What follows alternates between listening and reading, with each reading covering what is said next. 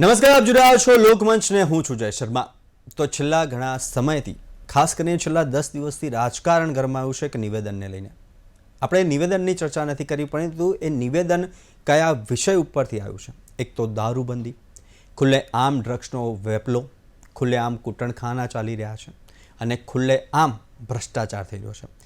અને આ બધી જે ગતિવિધિઓ થઈ રહી છે તેની અંદર સરકારની ઉપર કાદવ કીચડ ઉછળી રહ્યું છે, કેટલાક અધિકારીઓ ઉપર છાંટા ઉડી રહ્યા છે અને પક્ષ વિપક્ષ, અને આપણે આ મુદ્દે પક્ષ વિપક્ષ નથી કરવું, પરંતુ તમામ લોકોનું એક નાગરિક તરીકે ફરજ છે કે રાષ્ટ્રની અંદર, રાજ્યની અંદર, તમારા શહેરની અંદર, તમારા ગામની અંદર કે તમારા ઘરની અંદર આ ડ્રગ્સનું દૂષણ હવે ઘર કરી ગયું છે અને તે સ્થાયી થઈ ગયું છે।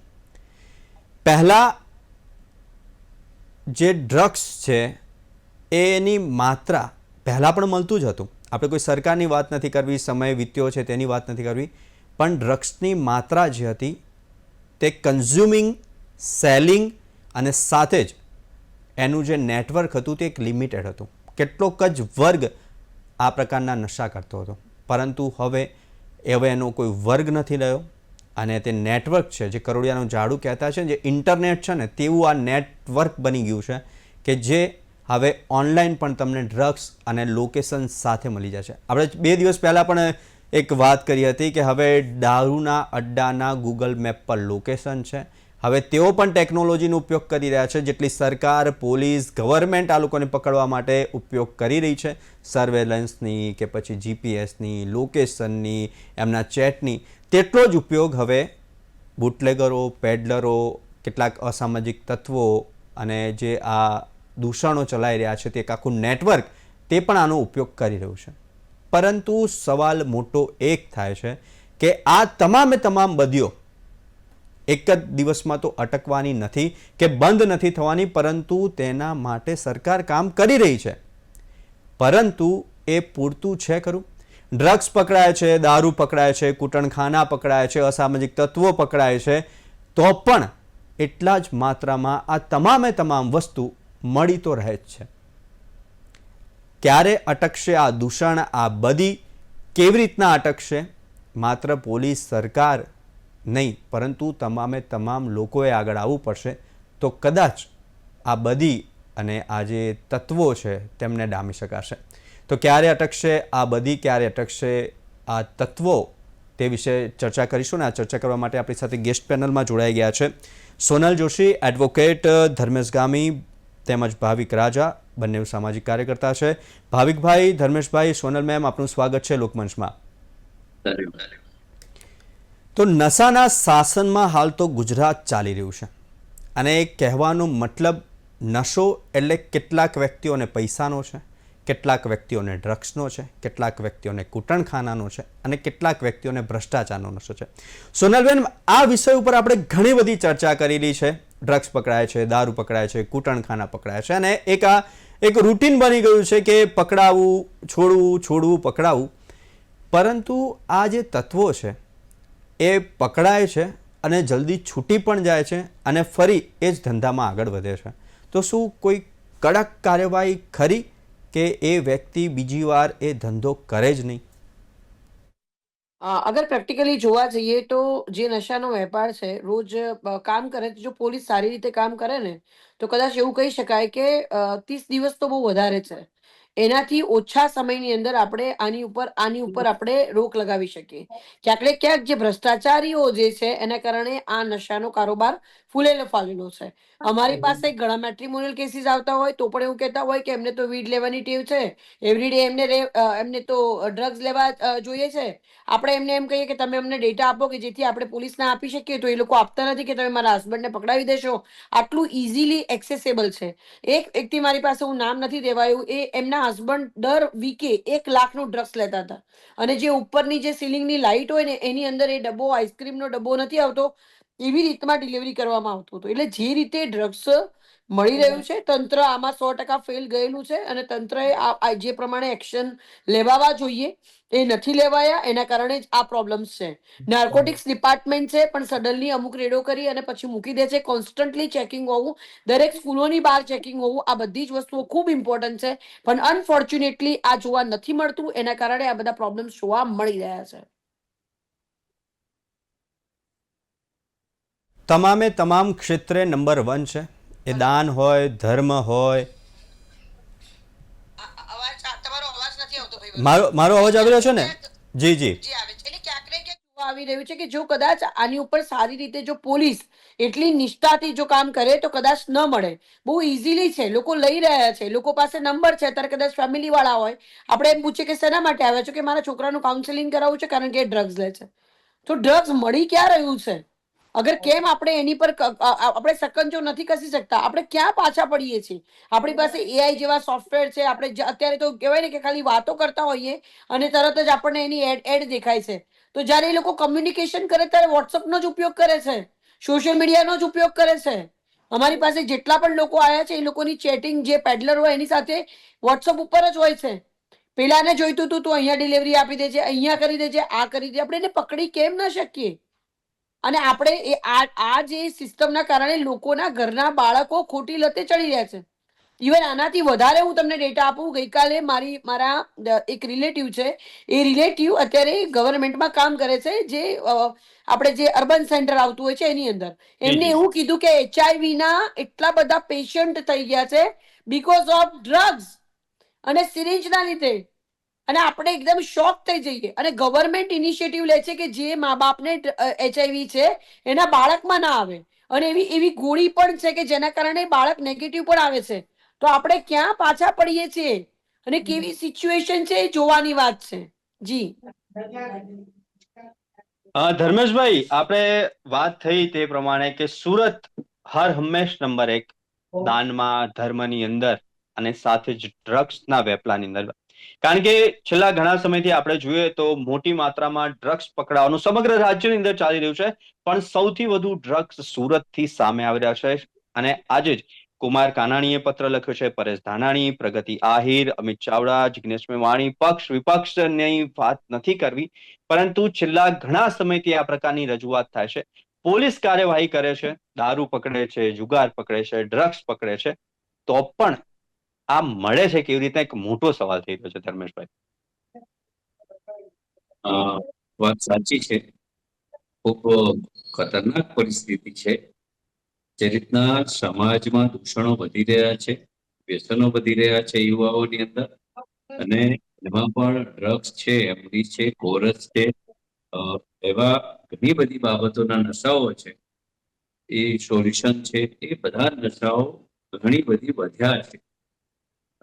સુરતની વાત કરીએ તો સુરત 100% નંબર 1 દાન આપવામાં છે, સ્વચ્છતામાં છે, પબ્લિકમાં પણ છે. આજે ભારતના તમામ રાજ્યની વસ્તી પણ સુરતની અંદર છે, દરિયાકાંઠો છે. એટલે આ બધી બાબતોના કારણે ડ્રગ્સ કદાચ ઇઝીલી દરિયાકાંઠાના કારણે મળી જાય, અને ડ્રગ્સનું સેવન પણ સુરતમાં વધારે થાય છે.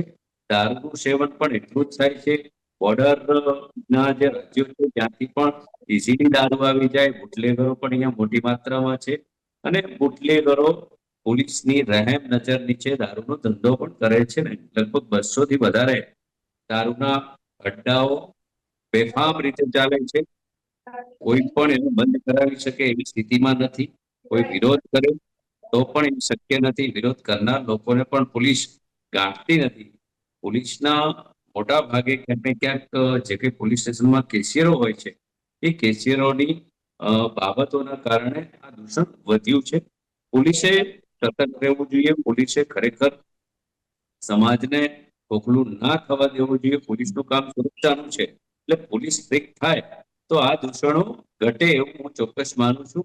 ક્યાંક ને ક્યાંક કાયદાઓ નબળા છે, એના કારણે પણ પ્રોબ્લેમો વધ્યા છે. નાની મોટી બાબતમાં દારૂની જે બાબતના નશાની જે દારૂના નશાની બાબત છે, એ જે ધંધો છે દારૂનો કે પીવાની જે બાબત છે, એમાં સામાન્ય કેસ કરીને છૂટી જતા હોય છે. એટલે લોકો વારંવાર પાછા ડ્રિંક કરતા હોય છે. એટલે તમે જુઓ કે એટલું બધું નશાનું જે વાત છે એ સમાજની અંદર ઘૂસી ગઈ છે ને, જેના કારણે આજકાલ જે આપણે મુદ્દા જોઈ રહ્યા છીએ એ ભલે પોલિટિકલ લઈ રહ્યા છે, પોલિટિકલ લોકો બોલી રહ્યા છે, પણ સમાજની આ વાસ્તવિકતા છે, સમાજની આ હકીકત છે. એવું નથી કે એ અન્ય પાર્ટીમાં છે, બોલે છે એટલે હમણાં હોબાળો છે. પણ જે સત્તા પર બેસેલા લોકો છે એ સત્ય માનવા તૈયાર નથી. તેઓ એમના પાર્ટીના કોઈ પણ કાર્યકર્તાઓને ટીવી ડિબેટમાં બોલવા પણ નથી આપતા. માત્ર બે ચાર પ્રવક્તાઓ હરેક જગ્યાએ મૂકેલા છે. એના સિવાય કોઈ પણ જાહેર બાબતની એવી ફરિયાદો જાહેરમાં નથી કરી શકતા. એટલે આ પણ એક વાસ્તવિકતા છે. સમાજના લોકોએ પણ ધ્યાન રાખવું જોઈએ, યુવા વર્ગોએ પણ ધ્યાન રાખવું જોઈએ કે આપણે ખુદ આ નશાની અંદર શું કામ ઝેર મળે છે બધે, તો ઝેર આપણે પીવું ના જોઈએ. એટલે એ પણ એક પાસું છે. પરંતુ સુરક્ષાની જેની જવાબદારી છે એ ક્યાંક ને ક્યાંક કચાશ છે. ઢીલી નીતિ ગુજરાતની જે દારૂબંધીની બાબત કરીએ એ કાગળ પર છે, એ પણ સત્ય છે. એટલે ઉપરના જે સંચાલક છે, રાજ્યના જે કઈ વડાઓ છે કે રાજ્યનો જે સંભાળ છે, જે સરકાર સંચાલન કરી રહી છે, એ લોકોએ ખરેખર વિચારવું જોઈએ. આજે જે સામાજિક પરિસ્થિતિ છે, બેન દીકરીઓ જે ઘણી બધી એવી વિધવા થઈ છે, પરિવારો હજારો એટલા બધા વ્યસનના કારણે દુઃખી થઈ રહ્યા છે. તો કમસે કમ આ બધાનું કામ ખરેખર સરકારની સ્ટ્રિક્ટ નીતિ હોય તો હું માનું છું કે જી. આ બધું બંધ થઈ શકે. હવે તમે જુઓ કે લઠ્ઠાકાંડ થાય છે ત્યારે ઘણી બધી બાબતમાં આપણે જોઈએ છીએ તો દારૂ મળવાનો બંધ થઈ જાય છે ને નથી મળતો, એ સ્ટ્રિક્ટલી થઈ જાય છે. તો એવી સ્ટ્રિક્ટનેસ 365 દિવસ નશાની બાબતમાં રાખવી જોઈએ એવું હું ચોક્કસ માનું છું. પરંતુ ક્યાંક ને ક્યાંક આ જે કઈ પૈસા આવે છે, કાણું નાણું આવે છે, આ જે દારૂની બાબતની વાત છે, એના પૈસા ઘણી બધી મોટી માત્રામાં અલગ અલગ લોકોને વેચાઈ જતા હોય છે ને બધાને એની અંદરથી નાનો મોટો ભાગ મળતો હોય છે. એના કારણે આ ધંધા બધા વ્યસનોના વધારે ફૂલ્યા ફાલ્યા છે. પણ દારૂ જેવો કે ડ્રગ્સ જેવો નશો એ ખરેખર સમાજમાં એક દૂષણ છે, ન હોવો જોઈએ. તમામ લોકોએ સમજવું જોઈએ. આ બંને પાસા છે. માત્ર પોલીસને હું રોંગ કહું એવું પણ નથી, પણ અમુક પોલીસના કારણે આ વધારે પડતું ફાલ્યું ફૂલ્યું છે, એ પણ હું ચોક્કસ કહું છું. ક્યાંક આ દૂષણો ફૂલ્યા ફાલ્યા છે. ભાવિકભાઈ, એક સામાજિક આગેવાન, એક સામાજિક કાર્યકર તરીકે આપણે જોઈએ તો માત્ર પોલીસ, સરકાર, પક્ષ, વિપક્ષ તેને બધાને સાઈડમાં મૂકે તો એક જાગૃત નાગરિક તરીકે પણ એક ફરજ બને છે કે મારા વિસ્તારમાં, મારી સોસાયટીમાં, મારા ગામમાં કે મારા શહેરની અંદર આ પ્રકારનું તંત્ર ચાલી રહ્યું છે, આ પ્રકારનો વેપલો ચાલી રહ્યું છે, તેવું કહેવા માટે પણ કોઈ વ્યક્તિ આગળ નથી આવી રહ્યું એવું ના કહી શકાય. જે પ્રમાણે અત્યારે હરેક ચાર રસ્તે આ વેપલો ચાલી રહ્યો છે. અને કેમ નથી આવી રહ્યા? જયભાઈ, એનું તો બહુ સરળ કારણ છે કે તમે પોલીસમાં જાઓ અને એમ કહો કે અહીંયા દારૂ મળે છે, તો પોલીસ પોતે પેલા દારૂના વેપાર કરનારા જે બુટલેગર્સ છે એને ફોન કરીને કહે છે કે ફલાણા ભાઈએ તમારી ફરિયાદ કરી છે. એટલે પોલીસ આવે એ પહેલા એ દારૂના અડ્ડાવાળા આપણી પાસે પહોંચી જતા હોય. એટલે સામાન્ય નાગરિક સ્વાભાવિક રીતના ડરીને એ નથી કરતા હોતા. અને આ દારૂ કે ડ્રગ્સ એનું જે દૂષણ છે એના મૂળિયા બહુ ઊંડા છે. એકચ્યુઅલી આપણો સમાજ અત્યારે જે તમે જુઓ કે ભયંકર બેરોજગારી છે, ભયંકર અનિશ્ચિતતા છે. આજે કુટુંબો ખતમ થઈ રહ્યા છે, કુટુંબ ભાવના ખતમ થઈ રહી છે. જે રીતના સિરિયલો, વેબ સિરીઝ, ફિલ્મોમાં જે બતાવવામાં આવે છે, એટલે આજે જે સુરતમાં જે આપણે જોઈએ છે કે આજે ડ્રગ્સ ને દારૂ ને બધું મળે છે, એનું મુખ્ય કારણ એ છે કે ત્યાં મજદૂરો છે. એ મજદૂરો 12 કલાક, 14 કલાક, 16 કલાક કામ કરે અને પછી થાકીને આખું શરીર દુખતું હોય તો એ વખતે એમને પેલું શું કહેવાય કે ડ્રગ્સ કે દારૂ લે તો એને થોડું રિલેક્સ ફીલ થાય, એવું કરીને એમના સુધી દારૂ અને ડ્રગ્સ પહોંચાડાય છે. એટલે મારો કહેવાનો આશય એ છે કે આ જે સમાજમાં જે આ બધું જે છે એને પણ નિવારવાની જરૂર છે. આ ખાલી એકલો આઇસોલેટેડ ખાલી નશાનો સવાલ નથી. એ નશો જે વધી રહ્યો છે, એક ફેક્ટર એ પણ છે કે જે એલિટ ક્લાસમાં જે છોકરાઓ છે એ લોકોને જાણે કે એક ફેશન લાગે છે એને લાગે છે કે છાકો પાડી દઉં મારા ફ્રેન્ડ્સ વચ્ચે, તો એના કારણે પણ એ થાય છે. પણ જે બીજું અગત્યનું કારણ એ છે કે શાસકો એને આવા કેમ દે છે, એ સૌથી મોટો સવાલ છે. આ જે તમે વારંવાર દોહરાવી રહ્યો છો એ વસ્તુ હું પણ એ ફીલ કરી રહ્યો છું કે જ્યારે આટલી નશાબંધી હોય તો આટલો બધો ડ્રગ્સ, દારૂ એ બધું છડે ચોક કઈ રીતના મળે છે, જે સોનલબેને પણ વાત કરી કે સોસાયટીના સામાન્ય લોકોને ખબર છે કે ક્યાં ડ્રગ્સ મળે છે અને દારૂ મળે છે, અને પોલીસને અને તંત્રને ખબર નથી, એવું તો ના જ હોય. એટલે ઇવન દારૂની વિષયમાં તો એવું પણ અમે જાણીએ છીએ, અમે કોલેજ વખતથી જાણીએ છીએ કે સારો દારૂ જોતો હોય તો તમારે પોલીસ લાઇનમાં કે કેન્ટોનમેન્ટમાં તમે જાઓ તો ત્યાંથી તમને સારો દારૂ મળે, બાકી લઠ્ઠો તો તમને ગમે તે ગલીના નાકે એ મળે. એટલે આ જે વાત છે. અને બીજું તમે એ પણ જુઓ કે ડ્રગ્સનું આટલું મોટું કન્સાઇનમેન્ટ ત્યાં મુન્દ્રા પોર્ટથી એ પકડાયું, પણ ત્યાં એના પછી કોઈ કાર્યવાહી થઈ હોય, એ કેસ અત્યારે ક્યાં ચાલી રહ્યો છે, એનું શું થયું, કે એમાં જે બધા સંડોવાયેલા હતા એ પકડાયા કે કેમ, કે આ તે બધું એ બાબતે અત્યારે સાવ શિથિલતા છે. એટલે આપણું જે તંત્ર અને જે શાસક છે એ ભાવિકભાઈ લોકોને ભાવિકભાઈ આપને અટકાવવા માંગુ છું. આપણે મુન્દ્રા પોર્ટની વાત કરી, આટલું મોટું કન્સાઇનમેન્ટ પકડાયું હતું તેની વાત કરી છે, તો બીજું એક કે મેક ઇન ઇન્ડિયા અને મેડ ઇન ઇન્ડિયા, પહેલા કહેવાતું હતું કે ડ્રગ્સ મોટા પ્રમાણમાં બહારથી આવે છે, પરંતુ છેલ્લા ઘણા સમયમાંથી આપણે જોયું છે કે ગાંધીનગર ખાતેથી, અંકલેશ્વર ખાતેથી, સુરત ખાતેથી સમગ્ર રાજ્યની અંદર ક્યાંક ને ક્યાંક ડ્રગ્સ હવે લોકો બનાવી જ રહ્યા છે.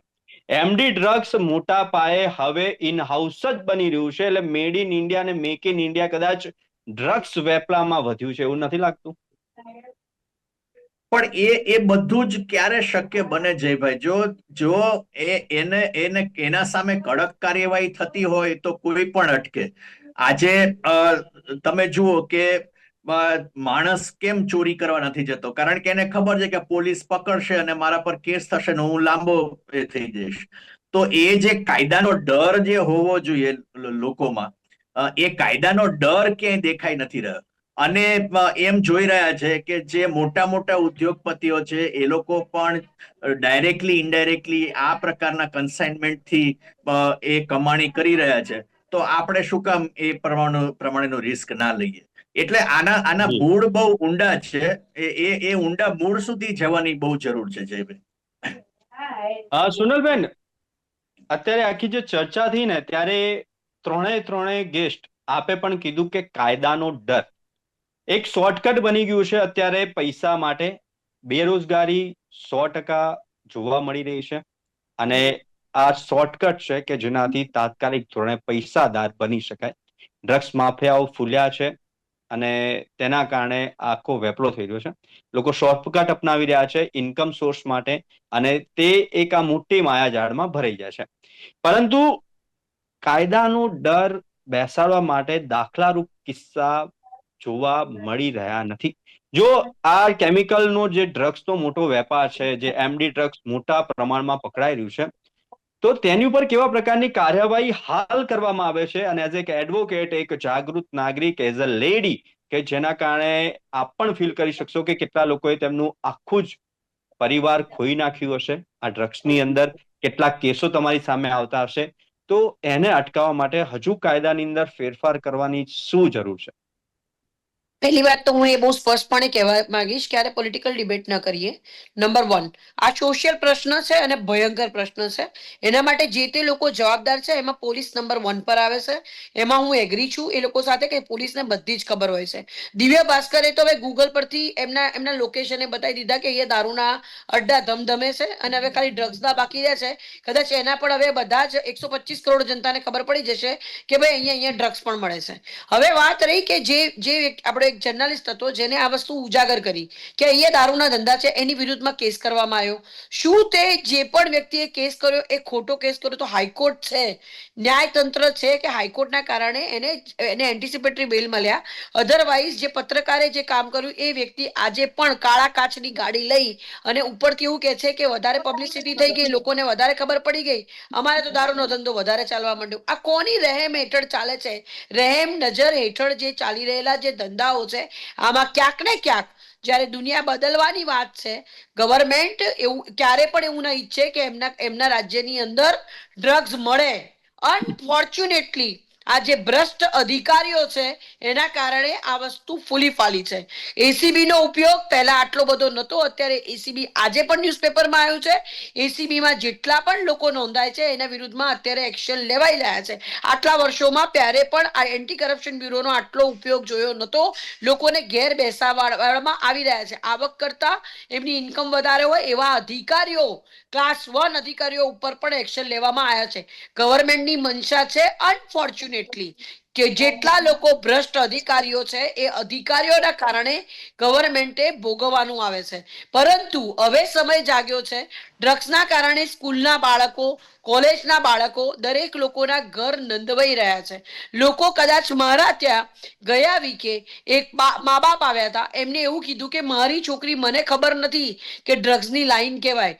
એક લાઈન ખેંચે ને તો લોકો ગાણા થઈ જાય, મારી છોકરી 10-10 લાઈન ખેંચે છે. આવી પરિસ્થિતિમાં મા બાપ જીવી રહ્યા છે. એમની પાસે ઓપ્શન નથી પોતાના બાળકોને બચાવ્યા વગર. આના માટે રિહેબ સેન્ટર એટલા બધા નથી, એમને ઊંઘની ગોળીઓ આપીને ઊંઘાડવા પડે છે. એટલું અહીંયા આગળ એટલું આપણે જેવું માંગીએ છીએ એવું અત્યારે એટલું ઇન્ફ્રાસ્ટ્રક્ચર નથી. આની ઉપર એકવાર ચડ્યા બાદ દારૂમાં લોકોના ઘર બરબાદ થઈ ગયા, લોકોની લાઈફ બરબાદ થઈ ગઈ, લોકોની જમીનો, ઘરો ડિવોર્સ થઈ ગયા, છોકરા રોડ ઉપર આવી ગયા. આ વસ્તુ એટલી જબરદસ્ત અને ખતરનાક વસ્તુ છે. ડ્રગ્સને કોઈ પણ હિસાબે આપણે એને સ્ટોપ કરવી જરૂરી છે અને ગવર્મેન્ટ એના માટે પૂરતા પ્રયત્ન કરે છે. પરંતુ જો કોઈ અધિકારી આની માટે સિરિયસનેસ રાખે અને જો એક્શન લે તો હું એવું માનું કે 25 દિવસ તો બહુ છે.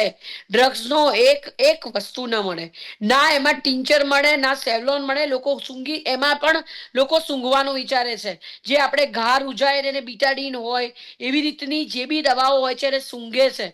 આ અત્યારે કફ સિરપની વાત કરીએ તો અમુક કફ સિરપ છે એનો પણ લોકો નશો કરે છે. ડ્રાઉઝી, નોન ડ્રાઉઝી, મેડિકલની નાના નામ હેઠળ પણ ડ્રગ્સ વેચાય છે. પહેલા આપણે વ્હાઇટનર વાપરતા હતા, એ વ્હાઇટનરની જોડે પેલું પાણી આવતું હતું, એ પણ આમાં યુઝ થતું હતું. એટલે ક્યાંક ને ક્યાંક ગવર્મેન્ટ ઇનિશિયેટિવ રહી રહી છે, પરંતુ આમાં જે ભ્રષ્ટ અધિકારીઓ છે, જે લોકોને ખરેખર ખબર નહીં એમને શું જોઈએ છે, એમની ઈચ્છાથી એમને સિલેક્ટ કરી અને એમને પોતે આ નોકરી લીધી હોય છે, પરંતુ ભ્રષ્ટાચારે માજા મૂકી છે. અમારે એક ડિસ્કશન થતી હતી, એમાં બુટલેગરે તો એવું કીધું, પોલીસ વાળાએ એવું કીધું કે હું તને પૈસા આપું, તું ધંધો ચાલુ કર, જેથી આવક તો શરૂ થાય.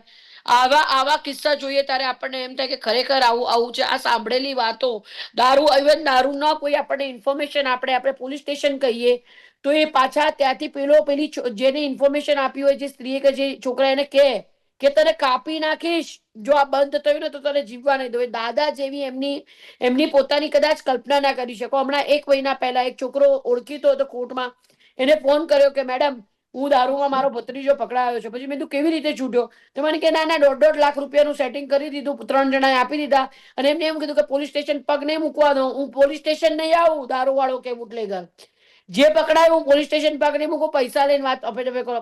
આ વસ્તુ સાંભળીને મેં એટલી માથાકૂટ કરી એની પાસેથી કે મને નામ મળે, મારે કમ્પ્લેન કરવી હતી. આપણે કેટલું કરીશું? આવી જે સિચ્યુએશન છે, ટૂંકમાં આ વસ્તુ બને છે.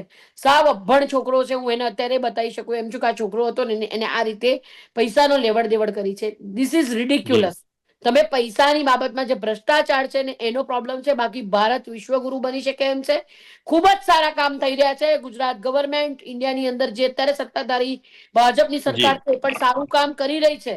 પરંતુ ક્યાંક ને ક્યાંક આવા જે ભ્રષ્ટાચારી અધિકારીઓ છે, કેટલાક વ્યક્તિઓના કારણે આખું સિસ્ટમ, આખું જે ડિપાર્ટમેન્ટ છે એ બદનામ થઈ રહ્યું છે. ધર્મેશભાઈ, ઘણા બધા સવાલો થઈ રહ્યા છે. અને આ વિષય ઉપર આપણે ઘણી બધી ચર્ચા કરી શકીએ તેમ છે, પરંતુ સમયનો અભાવ છે. પરંતુ 30 સેકન્ડ આપીશ કે આનું નિરાકરણ કેવી રીતના લાવી શકાય, અને એક જાગૃત નાગરિક તરીકે, એક સામાજિક કાર્યકર્તા તરીકે, અને લોકોએ પોતાની ઘરની બહાર નીકળવું પડશે. શું કહેશો? 30 સેકન્ડ છે. ધર્મેશભાઈ. પહેલા તો સરકારે ખૂબ ગંભીરતા રાખવી જોઈએ. જે પણ પ્રતિબંધિત વસ્તુ હોય તમારી બોર્ડરની અંદર આવી જ ના શકવી જોઈએ.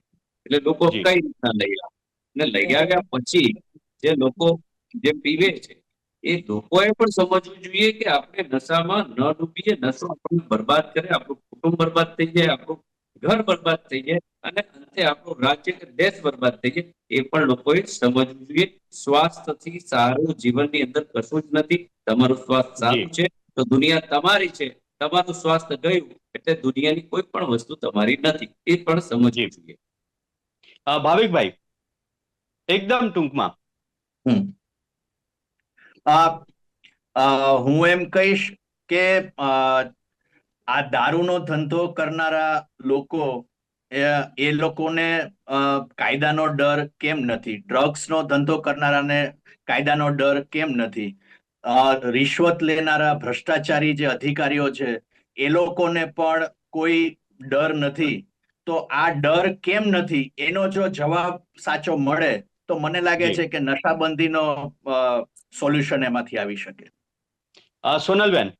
કાયદો છે, કાયદો એટલો સ્ટ્રિક્ટ કાયદો બનાવવામાં આવ્યો છે, પરંતુ ક્યાંક ને ક્યાંક પોલીસની ઈચ્છા શક્તિનો અભાવ છે. અને જે ડ્રગ્સની વાત કરી તો બાળકોને તો ખબર જ નથી પડતી, એ લોકો કેટલું ભરમાવતા હોય છે એટલે બાળકો લેતા હોય છે. અવેરનેસ એવી એટલો સ્ટ્રિક્ટ મગજમાં આવી જવું જોઈએ કે એક દાણો પણ મળ્યો તો અમે અમારે જેલના સળિયા ગણવા પડશે એવી બીક હોવી જોઈએ. અને આ 24 કલાકમાં બંધ થાય એવી વાત છે. આઈ હોપ કે આ ડિબેટ કરીએ છીએ અને એની ઉપર એક્શન્સ લેવાય. સોનલબેન, ધર્મેશભાઈ અને ભાવિકભાઈ, આપે અમારી સાથે જોડાયા અને આપનો કિંમતી સમય આપ્યો નશાના શાસનમાં ગુજરાત, કાયદો ક્યાં તે વિષય પર. તે બદલ ખૂબ ખૂબ આભાર.